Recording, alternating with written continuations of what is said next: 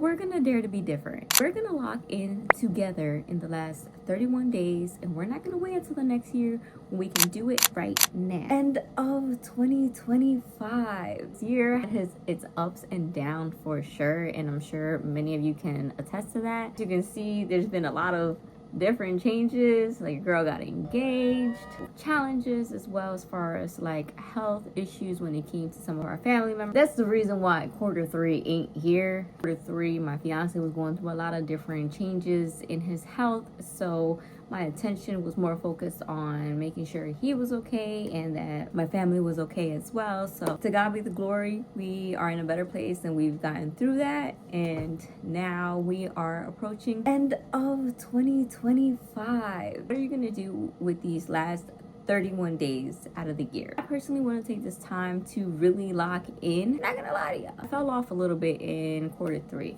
Like I said, I was very more focused on my family, mentally resetting myself, that I think now is the perfect time to lock in and create those healthy habits to take into January when everyone's really locking in and starting off their year on a good note.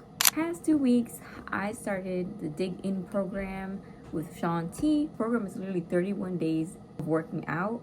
So I figured, okay, I may not reach the weight goal that I wanted for this year, but you know what, I'm gonna start building those healthy habits and start creating that now, so that by the time January 1st comes, we're already in phase 2, maintaining that and keeping that going. Before we get into how we're gonna accomplish that, I think this is the perfect time to really reflect on what went well during the year that you did and what didn't go well. Reflect on those lessons and also the accomplishments that you made throughout the year. See how we can create a plan and a foundation in these next 31 days that we can bring into the next year. I'm a little old school. I am always a big advocate of putting pen to paper.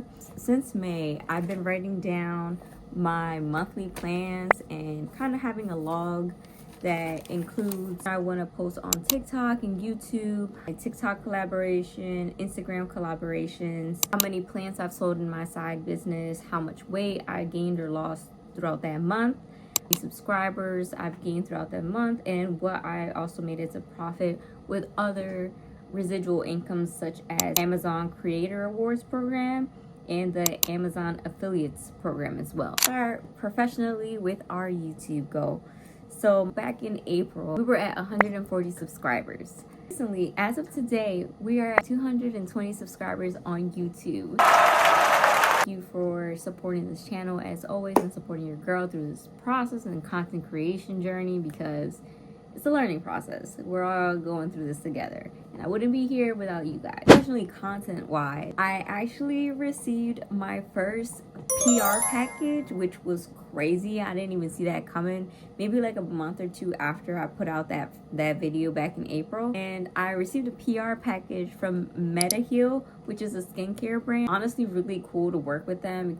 It also gave me a little bit more insight on how that whole PR package system kind of works and working with different brands and that communication and professionalism aspect of it. Since then, I haven't received additional PRs, but we're gonna speak that into existence for the next year. I also received my first paid collaboration through Instagram, which I also didn't see coming, which was with H&S Fam's tire inflator. It wasn't crazy, but it still allowed me the experience to see how that back and forth communication works when it comes to negotiating a little bit and asking for more. Content does take a lot of your time while still working full-time and also still being a full-time parent.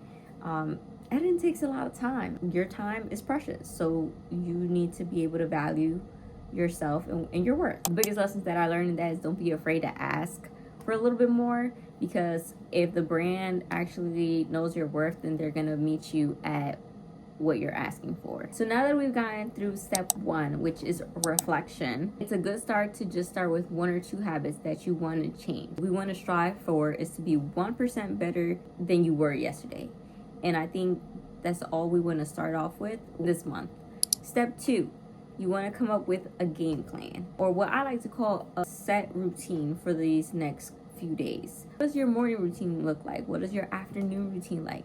What areas or pockets you can really focus on. Maybe your goal for 2026 is to lose a significant amount of weight. Build that rhythm and momentum and focus on the small habits, because the small habits are going to be those building blocks that to carry you to reach the goal that you want. Okay, your nutrition. See what a calorie deficit will look like. Start off by doing 30 minutes to 45 minutes a day of just moving your body and getting used to that. Me personally, I know as a mom and a hectic work from home schedule that I have, my work schedule fluctuates a little bit. I have to wake up around like 3:30, 4 o'clock in the morning and be at the gym, do a 45-minute cardio workout, and then do my strength training during my lunch. Not everyone is willing to do that, but I know that if I want to see results, that's what I'm gonna do. Another thing that I want you to focus on is prioritizing your sleep, your rest, and your water intake. You definitely want to have at least, I believe they say, about 8 to 9 cups of water a day, because your body's going to need that water to, one, stay hydrated, and two, help with that muscle recovery. Nutrition. I'm not on a set diet per se, but I'm focusing more on whole organic food and cooking everything from home. I'm trying to stay away from any fried food or eating out, because a lot of those foods have chemicals in them that make you crave that food. So stay away from that. Sticking more towards like whole food, high protein foods, low carb food. That's been helping a lot. So that's something I'm gonna want you guys to focus on. Try to get at least 6 to 8 hours of sleep every day so that you're ready to go for the next day. Last thing I want you to focus on is to celebrate your small wins each and every single day, because at the end of the day, this is for you. You're working on yourself. You're working to better yourself. Have your good days and your bad days.